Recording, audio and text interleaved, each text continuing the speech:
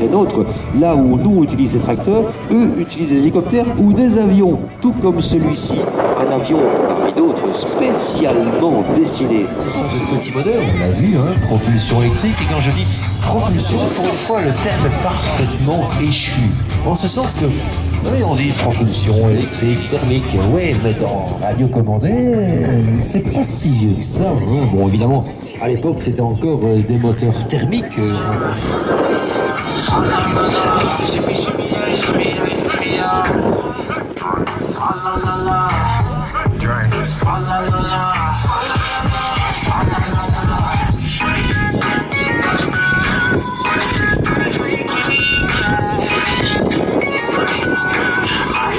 Et un, et deux, oui, non, peut-être, attention.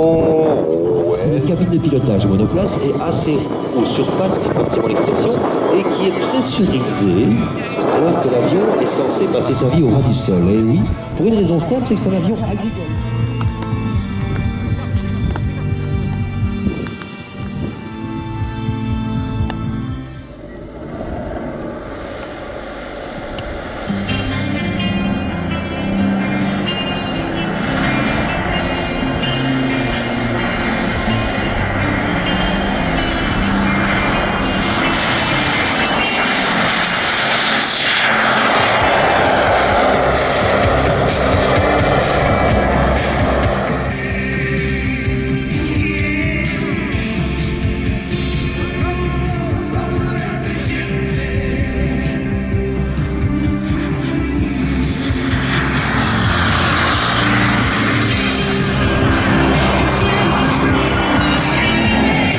Oui, c'est le il va poser sur la machine a-t-il les trois trains sortis? Parce que ce matin, on s'est posé sur le roue, voyez-vous. Mais ici, je pense que si vous peut-être là, non, oui, on va dire un train va sortir pour le gauche. Oui, comme ça, hein. Ben voilà, il est sorti. Applaudissements, vous m'avez dit. Et c'est vrai que ce matin, l'électricité en rouge, il est là, rouge, il est sonné. Ça va pas, tout le décalage.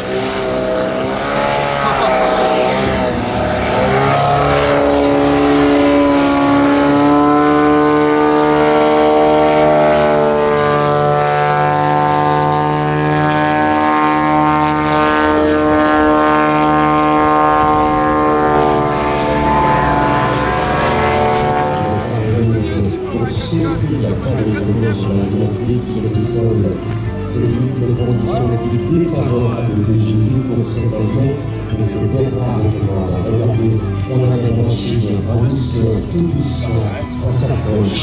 Ça fait le passage avec une explosion, c'est son avantage, et son avantage à la fois.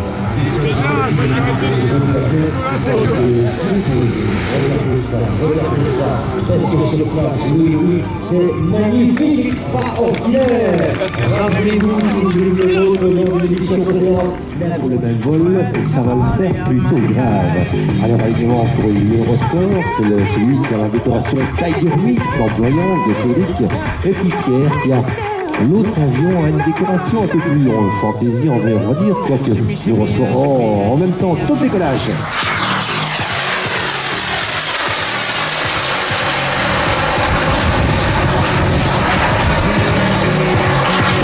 C'est parti.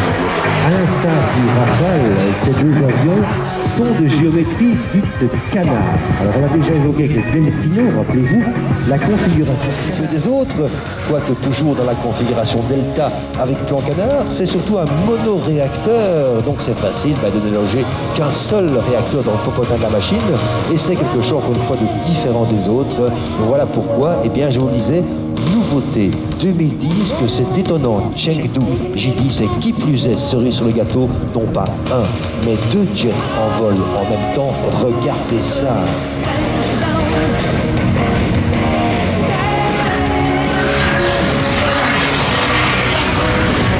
Et voilà, du vectoriel, oh là là, poussée vectorielle pour les deux machines, c'est vrai que pour être tout à fait, oh là là, regardez le J10. Pour être tout à fait honnête, rentre à César ce qu'est à César en termes de modèle réduit, en tout cas à titre personnel, il y a quelques années, c'est l'un des premiers, si pas le premier jet de modèle réduit que j'ai vu équipé de la poussée vectorielle. disait à l'occasion, effectivement, de tuer un plus territorial, mais sans atteindre ce que l'on peut se permettre ici, bien sûr. Oh, mais regardez ça, moins d'un mètre, 50 centimètres. Oh là là là là là. Imaginez que cela, dans cette configuration, vous n'avez plus de souffle aérodynamique dû à la vitesse de l'avion, donc les gouvernes classiques sont totalement inefficaces. Vous ne pouvez contrôler la position de l'avion, son assiette, que par le contrôle de la poussée vectorielle. C'est littéralement le coup du balai brosse en équilibre sur le doigt. Et ça paraissait un peu comme ça. Et train sorti pour le J10, et oui, je vous le disais, ce genre de machine vous biberonne, elle vient du carburant très vite. Hein. Les plus gros moteurs sont souvent du côté des 20 kg de poussée, et cela vous fusille 5 litres de kéro en moins de 10 minutes. Oh, mais plus gros, non, on a plus gros que ça. Hein. On a déjà vu, rappelez-vous, pas plus tard que l'année passée, on avait l'énorme salle Triton de vitesse, le niveau de carburant là-dedans. On vient en finale, on dépose en douceur. Alors évidemment, Cédric, vous le savez, est un habitué, il connaît la piste quasiment comme sa poche. Et il vous dépose. Applaudissements, Pierre et Cédric, Cédric et Pierre, s'il vous plaît. Étonnante machine que cette jet hors du commun, véritablement.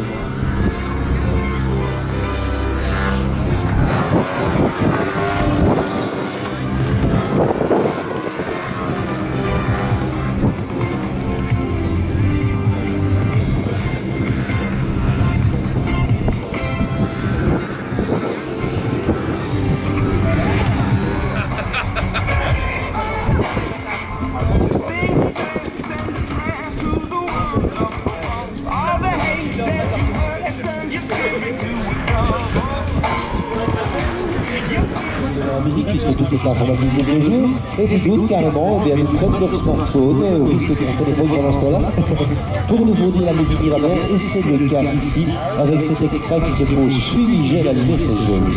Voilà. Applaudissements Pierre, s'il vous plaît, il est son extrait tout en fumée. Voilà, c'est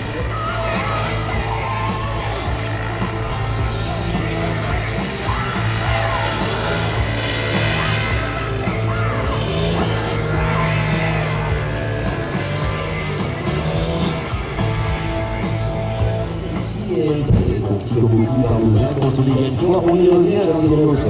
Et le premier plein d'armée en douceur, d'après les pilotes de l'aile, normalement ça tabasse. Croyez-moi, c'est une vraie pilotage que vous allez voir parce qu'il faut des espoirs dans l'air et le vent, et parce que c'est les chambres là.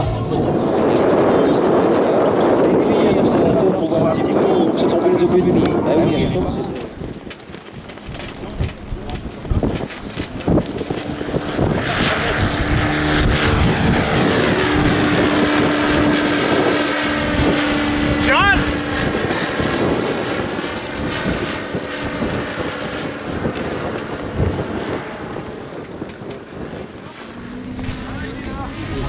Incontournable, Piper Cub ont certainement formé le pilote au monde d'aucun autre avion léger, mais au final, en avançant Piper Cub Cédric, 125 cm sur le capot, sur vos applaudissements, et arrêtez par Nicolas, quel est grand Nicolas, les 2 minutes avant le temps de réacteur, et puis avec le temps, une fois temps s'oblige, cet avion a quelque peu disparu des catalogues et il ressort de temps à l'autre, et notamment ici, entre les mains de Franck, que vous avez déjà donné d'autres machines, ce n'est pas fini, le week-end ne fait que commencer pour le final. Pour les 33, c'est joli, tant que des cellules, et applaudissements, pile sur la ligne blanche, c'est joli, du franc tout caché, si je veux dire, j'adore cette machine, je crois que...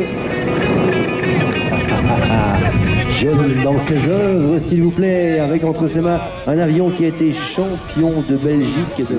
Et si pas aujourd'hui, en tout cas demain, ils sont pas venus de ma vie, croyez-moi.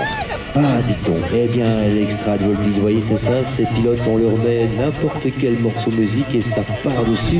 Et vous avez vu que ça reste pas une seconde à l'arrêt. C'est du grand talent. Prenez en compte la force du vent. Regardez les drapeaux, ils sont tendus à l'horizontale, c'est tout sauf évident. Il a raison, un overshoot, un 360 comme on dit, un tour complet. L'avion était pas mal, mais vous avez vu Rafale devant sous les ailes, il se soulève, il passe que sur le côté. il y a un risque de se retrouver en perte de vitesse, en situation de décrochage, quand l'avion ne porte plus. Et là, c'est la chute au sol. On revient, on se représente. Et là, ça le fait tout de suite beaucoup mieux. Regardez, ça n'en veut pas. Et si, voilà. Oui, ça y est, il y est. John, s'il vous plaît, applaudissements. Quel talent là-dedans. Et voilà, ah, dis donc. Alors...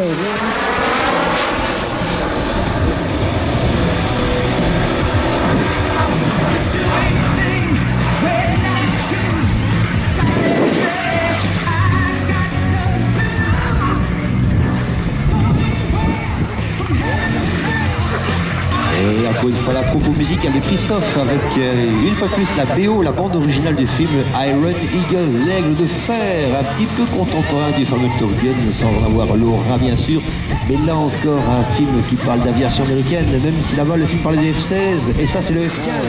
C'est une fortune qui a limité le nombre d'avions disponibles, donc on est en train d'étudier, d'appliquer un programme de mise à niveau de pas loin de 200 F-15C qui serait donc ainsi prolongé. Et tac, on tire des chefs de flair. Ouais, exactement comme en grandeur.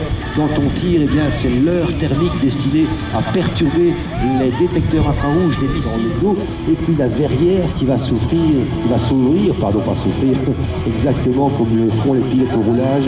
Il faut ramener ces 30 kilos pile au seuil de piste, comme ça. Voilà, comme c'est le fer. Aérofrein sorti sur le dos. Voilà, on freine les freins sur les roues. Il y a des freins sur les roues. Et on va ouvrir la verrière devant vous, je pense. Si c'est comme ce matin, ou ils ont peut-être... Oh là là, quel... Voilà, le verre est ouvert. Et un petit coup de fumigène pour vous saluer.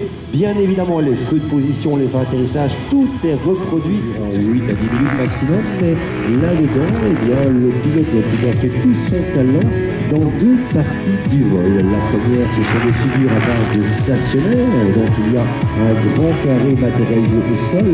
Il doit faire ça dans une figure précise en mettant le plus stable possible, en allant d'un point du carré à l'autre et d'autres figures du même genre, altitude et vitesse constante, et puis ensuite...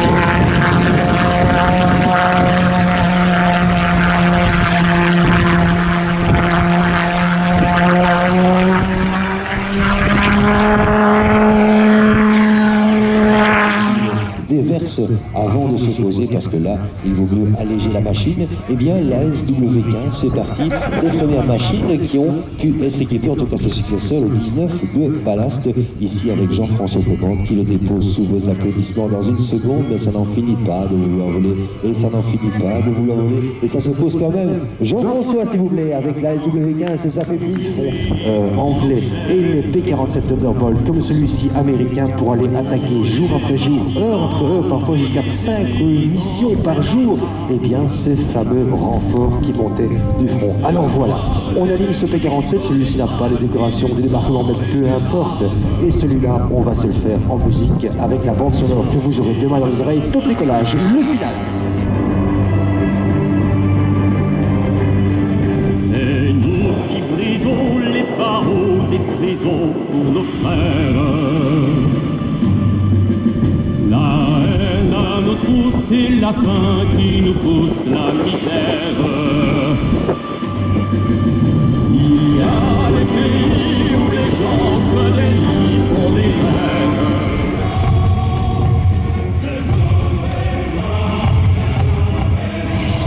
Voilà, Frédéric Sauce, applaudissements pour une courte évocation de ce qui vous attend demain en bien plus fort, évidemment. Et avant de se quitter avec les saluts traditionnels du samedi soir.